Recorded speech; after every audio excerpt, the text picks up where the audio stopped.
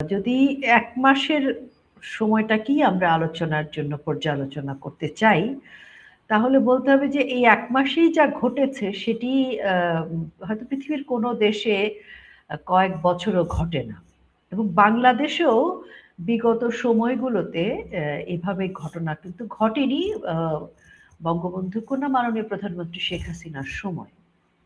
সবচাইতে বড় যে বিষয়টা সেটা হচ্ছে যে আমরা তর্কের খাতিরে ধরে নিতে পারি যে দুঃখিত, যে ব্যক্তির সাথে ব্যক্তির সংঘর্ষ হতে পারে। কোনো একটি বিচ্ছিন্ন ব্যক্তি বিচ্ছিন্নভাবে অন্য একটি ধর্মের মানুষকে আঘাত করতে পারে। কিন্তু সবচাইতে দুঃখজনক বা আতঙ্কের বিষয় হচ্ছে রাষ্ট্রের পলিসি কি? রাষ্ট্রের দৃষ্টিভঙ্গিটা কি?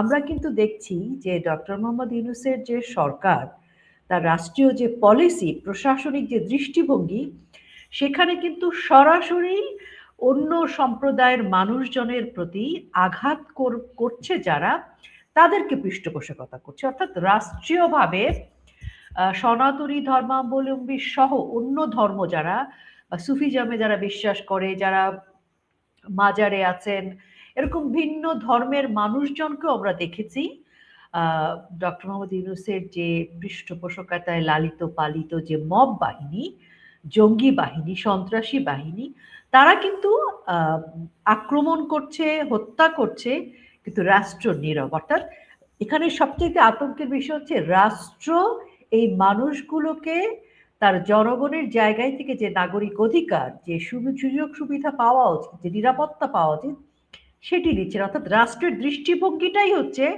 এই সনাতনীদের বা অন্য ধর্মাবলম্বীদের প্রতি অত্যন্ত, শুধু বিমাতা সুলভ বললে ভুল হবে, যে রাষ্ট্রই এখানে আসলে মব, রাষ্ট্রই সরাসরি হত্যাকারীর ভূমিকায় অবতীর্ণ। না রাসেল, এগুলো আমরা আশাই তো করি না। কারণ যে রাষ্ট্রের প্রধান ব্যক্তি বা রাষ্ট্রের পলিসিতে ৫ই আগস্ট থেকে শুরু করে তারপরে যে হত্যাকাণ্ডগুলো ঘটেছে বাংলাদেশ আওয়ামী লীগের নেতাকর্মীদের সাথে, সনাতনীদের সাথে, মুক্তিযুদ্ধের সপক্ষের যে সকল মুক্তিযোদ্ধা বা মানুষ রয়েছেন তাদের, শিল্পী, সাহিত্যিক, কবি, সাংবাদিক সহ পুরো মুক্তিযুদ্ধের স্থাপনা সবকিছুই তো ভাঙচুর হয়েছে। তো সেখানেই যখন সেই অপকর্মের জন্য ইন্ডেমনিটি দিতে পারে সরকার, তার মানে ওই ইন্ডেমনিটি দিয়ে কিন্তু উনি বুঝিয়ে দিয়েছেন। তো সেই ইন্ডেমনিটি দিয়েই কিন্তু রাষ্ট্র বুঝিয়ে দিয়েছে যে সকল জঙ্গি সন্ত্রাসীদের বিরুদ্ধে কোনো অ্যাকশন নেওয়া হবে না। এবং পরবর্তীতে যা কিছু ঘটেছে আজকে পর্যন্ত, সেখানে রাষ্ট্র নীরব। এবং রাষ্ট্র আরেকটি যে কাজ করেছে সেটি হচ্ছে যে সন্তোষ বলে যে একজন পুলিশ অফিসারকে হত্যা করা হয়েছে এবং সেটার ঘোষণা দিয়েছে। এবং এর আগে আমরা হাসিব বলে একজন সমন্বয়কারীকেও শুনেছি, সে বলেছে, তো তাদের বিরুদ্ধে কোনো ব্যবস্থা কিন্তু নেয়নি। বরং সেদিন সন্তোষের হত্যাকারী হিসেবে যে গর্বিত হত্যাকারী, তাকে লোক দেখানো গ্রেফতার করবার পর আবার তাকে একেবারে হিরোর মতো জামিনে ফেরত নিয়ে আসে, জামিন তো না কিন্তু মুক্ত হয়ে বেরিয়ে এসেছে সে। এবং পরবর্তীতে রাষ্ট্রের পক্ষ থেকে একটা খুব স্টেটমেন্ট আমরা পেয়েছি, সেটি হচ্ছে জুলাইতে যারা আসলে তাদের ভাষ্য মতে তথাকথিত আন্দোলনকারী, তাদের বিরুদ্ধে কোনো অ্যাকশন নেওয়া যাবে না। তারা হত্যাকারী, ধর্ষণকারী, লুণ্ঠনকারী, ভাঙচুরকারী, অগ্নিসংযোগকারী, বোমাবাজি যাই হোক না কেন, তাদের ৭ খুন মাফ। অর্থাৎ এই রাষ্ট্র, এক কথা যদি আমরা বলি, এই মব বাহিনী, হত্যাকারী, ধর্ষক, এদেরকে লালন পালন করছে, পৃষ্ঠপোষকতা করছে। রাষ্ট্র পরিপূর্ণভাবে নীরব, সমর্থনকারী বরং এদের। উনি কিন্তু সনাতনীদের ভয়েসে পরিণত হয়েছিলেন, সনাতনীদের পক্ষে উনি কথা বলেছিলেন।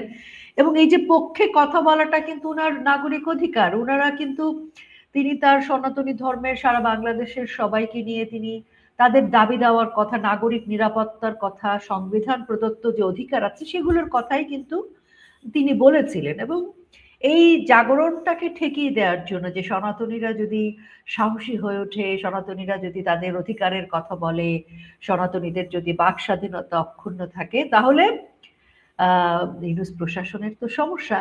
আর তিনি যাদের হয়ে এই চেয়ারে বসেছে তারা তো নাখোশ থাকবে। কাজে তাদেরকে খুশি করতে গেলে সেই পাকিস্তানের প্রেসক্রিপশনধারীদেরকে খুশি করতে গেলে তো সনাতনীদের মুখের ভাষা কেড়ে নিতে হবে, তাদের বাক স্বাধীনতা, তাদের নাগরিক অধিকার কেড়ে নিতে হবে। তো কাজেই সহজ পথ ছিল তাদের যে প্রতিনিধিত্ব করছিলেন চিন্ময় কৃষ্ণ প্রভু, তাকে গ্রেফতার করা। এবং আমরা তারপর আরো দুঃখজনক যেটা দেখলাম, গোবিন্দ প্রামাণিক এবং আরো একজন দুজনকে দেখলাম যারা সেই উগ্র মৌলবাদের মতোই সনাতনী ধর্মাবলম্বীদের অধিকারকে একেবারেই বিকিয়ে দিয়ে ইউনূস প্রশাসনের হাতের মুঠোয় চলে গেলেন। এবং সবসময় তার মুখে এরকম বাক্য আমি শুনেছি, তার সাথে আমার দু একটা টক শোতে অ্যাটেন্ড করার অভিজ্ঞতা থেকে বলছি যে life is beautiful, Bangladesh is beautiful, সনাতনীরাও বিউটিফুল আছে। কিন্তু ইদানিং তাকে আমরা দেখলাম যে উনি একটু কথা বলছেন, কারণ সম্ভবত তার নমিনেশন পেপার বাতিল হয়েছে। তাদের উচিত ছিল চিন্ময় কৃষ্ণ প্রভুর মুক্তি দাবি করা, তাদের উচিত ছিল সেই চিন্ময় কৃষ্ণ প্রভু যে আন্দোলনটি তৈরি করেছিলেন সেটাকে এগিয়ে নিয়ে যাওয়া, তাদের উচিত ছিল নতুন করে ভয়েস রেইজ করা এবং সবাইকে নিয়ে এই আন্দোলন বা তাদের যে স্বাধীনতার জায়গা, তাদের যে অধিকার ক্ষুণ্ণ হচ্ছে সে বিষয়ে কথা বলা। কিন্তু ওনারা নেতা হলেন, কিন্তু সেই নেতৃত্বটা ওনারা আসলে জিম্মি বা বিক্রি করে দিলেন ইউনূস প্রশাসনের কাছে, মৌলবাদের কাছে। তো মৌলবাদ যে শুধুমাত্র উগ্র সাম্প্রদায়িক মৌলবাদ যে শুধুমাত্র আমাদের ইসলাম ধর্মের মধ্যে আছে তা কিন্তু না, সব ধর্মেই কিন্তু সেই উগ্রতা রয়েছে। এবং আমার কাছে যেটা দুঃখজনক মনে হচ্ছে যে ওনাদের সমস্ত জনগোষ্ঠীকে প্রতিনিধিত্ব করলেন এমন ভাবে যে জনগোষ্ঠীর অধিকারটাকে ওনারা একেবারে হরণ করলেন, ক্ষুণ্ণ করলেন। নীরবে নিভৃতে ওনারা থাকলেন। নানান রকমের অর্থায়নের সুযোগ সুবিধা তারা পেয়েছেন এরকম গুঞ্জন রয়েছে। অর্থাৎ সনাতনীদের যে বড় কমিউনিটি, সবাইকে ওনারা প্রায় নেতা হয়েছেন, কিন্তু ওনাদের অধিকারটাকে ওনারা বিকিয়ে দিয়েছেন, যদি ভদ্রভাবে বলি। 1971 সালের সময়টাকে যদি আমি তুমি হয়তো দেখিনি, কিন্তু আমরা তো ইতিহাস থেকে পড়েছি, ইতিহাসে সেই সাক্ষ্য প্রমাণ তথ্য তো রয়েছে। 71 সালে সংখ্যালঘু বা সনাতনীদের ওপর যে নির্যাতনগুলো হয়েছিল তখন, সেই নির্যাতনগুলো সেই সময় কিন্তু আমরা বইয়ের ভাষায় পড়ে আতঙ্কিত হয়েছিলাম, যে মনে হয়েছিল এগুলো কি সম্ভব? মানে পাকিস্তানের হানাদার বাহিনী বা তাদের দোসর হিসেবে রাজাকার আলবদর আল শামস, তারা তো মানুষ আসলে, মানে কোনো একটা মানুষ আরেকটা মানুষের সাথে এরকম করতে পারে কিনা। তো সেই সময় যে বিভৎসতাটা হয়েছে, সেই ধারাবাহিকতায় কিন্তু আমরা 75 সালের পরবর্তী সময় বঙ্গবন্ধুকে যখন সপরিবারে হত্যা করা হয়, এবং সেই সময় রাষ্ট্র ক্ষমতায় যারা ছিল তাদের হাত ধরেই তো আজকের এই রাজাকার আলবদর আল শামস, জামাত ইসলাম, তারা বাংলাদেশে নাগরিকত্ব পাওয়া, রাজনীতি করার সুযোগ পাওয়া, অধিকার পাওয়া, এবং তাদের ওই সময় হাত ধরে এই জঙ্গি উগ্রবাদের উত্থান ঘটেছে। তো তখন থেকেই কিন্তু আমরা দেখেছি যে যেভাবে জয় বাংলার মানুষদের উপর নির্যাতন হয়েছে, যেভাবে বাংলাদেশ আওয়ামী লীগের নেতাকর্মীদের উপর নির্যাতন হয়েছে, একই রকম ভাবেই সনাতনীদের উপরও নির্যাতন ঘটেছে। তাদের এই নির্যাতনগুলোর একটা বিশেষ কারণ আছে, একটা বিশেষ ক্ষুব্ধতা রয়েছে তাদের, কারণ তারা মনে করে যে এই সনাতনীরা সবসময় মুক্তিযুদ্ধের পক্ষের শক্তি, এবং সনাতনীরা বাংলাদেশ আওয়ামী লীগকে পছন্দ করে এবং তাদের ভোট, তাদের সমর্থন বাংলাদেশ আওয়ামী লীগের পক্ষে। কাজেই সবসময় আমরা দেখেছি যে যতবারই বাংলাদেশ আওয়ামী লীগ বা মুক্তিযুদ্ধের বিপক্ষের অপশক্তি যখন রাষ্ট্র ক্ষমতায়, তখনই কিন্তু একইভাবে যেমন জয় বাংলার মানুষজন, মুক্তিযুদ্ধের সপক্ষের বঙ্গবন্ধুর এবং বাংলাদেশ আওয়ামী লীগের লোকজনের উপর যেমন নির্যাতন ঘটেছে, তেমন জনরোষ, তেমন ভাবেই কিন্তু আক্রমণের শিকার হয়েছে সনাতনীরা। ওই যে তাদেরকে বলাই হয় যে তারা তাদের ভোট, তারা একদম সোজা ট্যাগলাইন হচ্ছে তারা আওয়ামী লীগ, আওয়ামী লীগ পন্থী। এবং এই সনাতনীদেরকে যদি ভয় দেখানো যায়, সনাতনীদের যদি আক্রমণ করা যায়, তাহলে হয় তারা ভোট দিতে যাবে না, অথবা তারা বাংলাদেশ থেকে চলে যাবে। তো চলে গেলে দুটো জিনিস হচ্ছে, আওয়ামী লীগের এই ভোট ব্যাংকটা কমছে, বা এবং তাদের যে প্রপার্টি আছে সেগুলোর মালিকানা পেয়ে যাচ্ছে।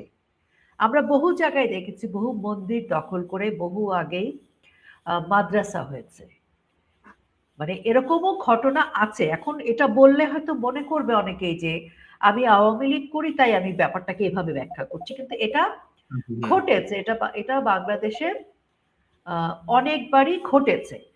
তো সেই ধারাবাহিকতায় যারা ৭১-এ পরাজিত, যারা ৭৫-এর খুনি, যারা পরবর্তী পর্যায়ে বাংলাদেশে ৬৪ জেলায় একযোগে বোমা হামলা করেছে, যারা উদীচীতে বোমা হামলা করেছে, যারা রমনার বটমূলে বোমা হামলা করেছে, মাজারে করেছে, সিনেমা হলে করেছে, ২১শে আগস্ট গ্রেনেড হামলা করেছে, হলি আর্টিজান করেছে, তারাই কিন্তু আসলে ঘুরে ফিরে এরা।